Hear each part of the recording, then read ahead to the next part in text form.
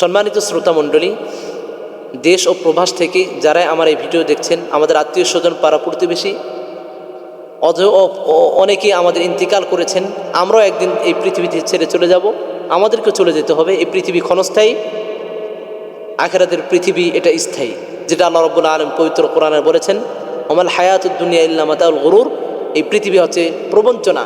অপর জায়গায় বলেছেন বাল তুসিরুনাল হায়াত দুনিয়া ওয়াল আখিরাতু খায়রুন ওয়া আবকা, যে বাল তুসিরুনাল হায়াতাদ দুনিয়া, যে তোমরা দুনিয়ার জীবনকে প্রাধান্য দিচ্ছ, অথচ ওয়াল আখিরাতু খায়রুন ওয়া আবকা, আখিরাতের জীবন হচ্ছে চিরস্থায়ী। সেই আখিরাতের জিন্দেগিকে সাফল্যমণ্ডিত করতে হলে, সেই আখিরাতের জিন্দেগিকে আমাদের সুন্দর করতে হলে, সর্বপ্রথম যে আখিরাতে যাওয়ার জন্য আমাদের যে পথটি আসে, সেই পথটি আছে কবর।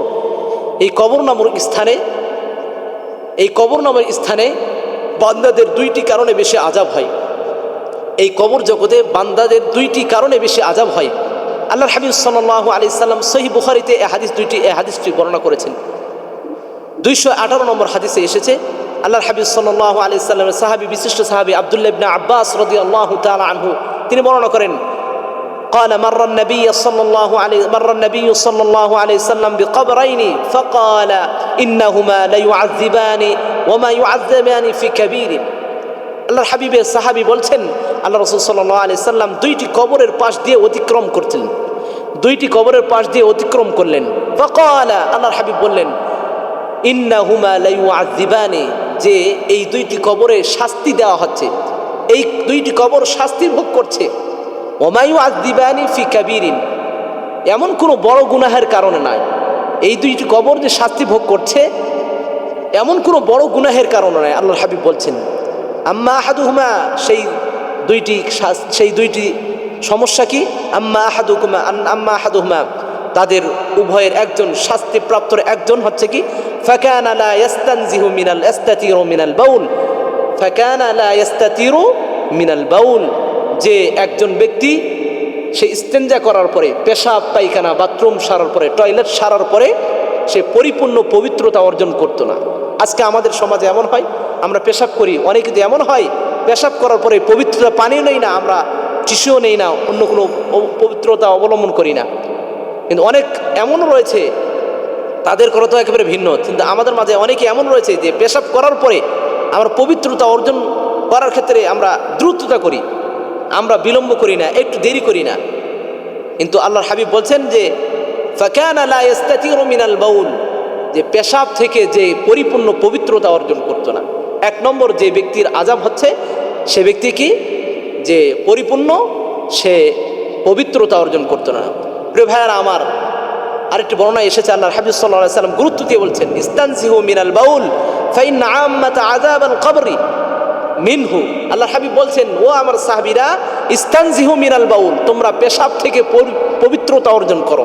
কারণ কি? ফাইন্না আম্মাতা আযাবাল কবরি মিনহু, কারণ কবরের আযাব সবচেয়ে বেশি এই কারণ হবে। ফাইন্না আম্মাতা আযাবাল কবরি, কবরের আযাব আম্মাতা মানে সমস্ত আযাবের মূল হচ্ছে দেখি এটাই হবে যে এর কারণেই, এই পেশাবের কারণেই অনেক আযাব হবে। এই পেশাবের কারণে আযাবে অধিকাংশ আযাব হয়ে থাকে। এই পেশাবের কারণেই অধিকাংশ আযাব আমরা ভোগ করে থাকবো। এই জন্য আমাদেরকে পবিত্রতা অর্জন করতে হবে। পবিত্রতা এটা একেবারে জরুরি একটি বিষয়।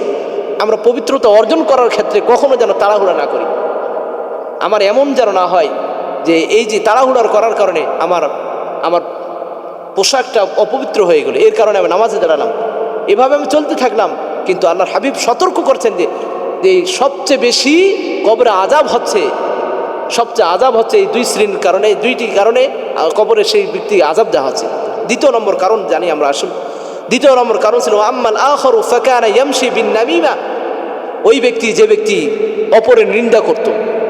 অপরের নিন্দা করা, চুগলখড়ি যাকে বলা হয়, একজনের কথা আরেকজনকে লাগিয়ে দেওয়া, একজনের কথা আরেকজনকে লাগিয়ে দিয়ে দুজনের মধ্যে বিশৃঙ্খলা সৃষ্টি করা, ফাসাদে লিপ্ত হওয়া, একজনকে খুশি করে আরেকজনকে মনোরঞ্জন করা, একজনকে খুশি করে আরেকজনের অসন্তুষ্টি করা, এই যে চুগলখড়ির বিষয়ে আল্লাহর হাবিব সাল্লাল্লাহু আলাইহি সাল্লাম বলছেন, আল্লাহ রাব্বুল আলামিন পবিত্র কোরআনুল কারীমে সূরা আল কলামে বলছেন, যেই ব্যক্তির ব্যাপারে এই পবিত্র কোরআনুল কারীমে সূরা আল কলামে 9টি আয়াত অবতীর্ণ হয়েছেন, সেই এক ব্যক্তি ওয়ালিদ ইবনে মুগীরা, উবাই ইবনে খালফ উবাই ইবনে খালব, যতদূর সম্ভব উবাই ইবনে খালব এই ব্যক্তি, তার 9টি কারণ ছিল। এর মধ্যে একটা হচ্ছে কি বিন নামিমা, হাম্মাজিম মাশাইম বিন আমিন। সে মানুষকে সে মানুষকে কি করতো, মানুষের সে চকুলখড়ি করত, সে মানুষকে কটাক্ষ করে একে অপরের চকুলখড়ি করত, অর্থাৎ মানুষের কথা লাগিয়ে দিত। এই কাজটি সে করত।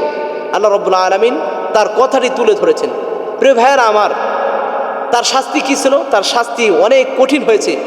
আল্লাহ রাব্বুল আলামিন ওই সূরায় উল্লেখ করেছেন, সানাসিমুহু আলাল খুরতুম, অবশ্যই আমি তার নাকের উপরে দাগ টানিয়ে দেব। আল্লাহ রাব্বুল আলামিন বলছেন, আমি এর কারণে, এই দোষের কারণে অবশ্যই তার নাকের উপর দাগ টানিয়ে দেব। এটার মানে কি, এই দুনিয়া থেকে তাকে লাঞ্ছিত করবেনি, তাকে তো অবশ্যই এই দুনিয়াতে লাঞ্ছিত করবেনি, কবরে তার শাস্তি দিবেনি, কিয়ামতের ময়দানে তাকে অপদস্থ অবহেলিত করে জাহান্নামের একেবারে উচ্চ পল্লীতে তাকে নিক্ষিপ্ত করবেন। এই জন্য বিন নামিমা, এই নামিমা থেকে আমরা অবশ্যই, চকুলখড়ি থেকে আমরা অবশ্যই বেরিয়ে আসবো।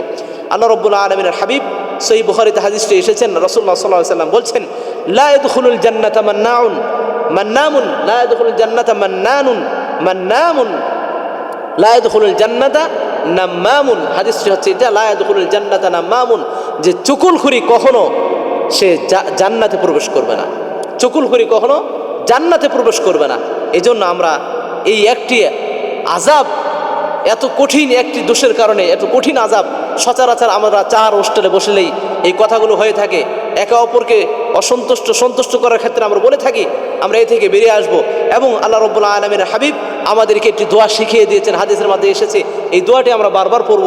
আল্লাহ হাবিব বলছেন, আল্লাহুম্মা ইন্নী আউযু বিকা মিন আযাবিল কবর, হে আল্লাহ, আমি আপনার কাছে কবরের আযাব থেকে আশ্রয় প্রার্থনা করছি। আমরা সকলেই সকাল বিকাল 5 ওয়াক্ত সালাতের পরে আমরা এই দোয়াটি পড়ব, আল্লাহুম্মা ইন্নী আউযু বিকা মিন আযাবিল কবর, হে আল্লাহ, আপনি আমাকে কবরের আযাব থেকে আপনি আমাকে আশ্রয় দান করুন। আল্লাহ রাব্বুল আলামিন আমাদেরকে এই দুইটি শাস্তি যেন আমরা কবরে না ভোগ করতে হয়, এই জন্য 1 নম্বর পবিত্রতা, 2 নম্বর পেশাব করার পর পবিত্রতা, 2 নম্বরে অপরের চকুলখড়ি করা থেকে আমরা যেন বাঁচিয়ে থাকি। আল্লাহ রাব্বুল আলামিন সেই তৌফিক আমাদেরকে দান করুন। ওমা আলাইনা ইল্লাল বালাগ।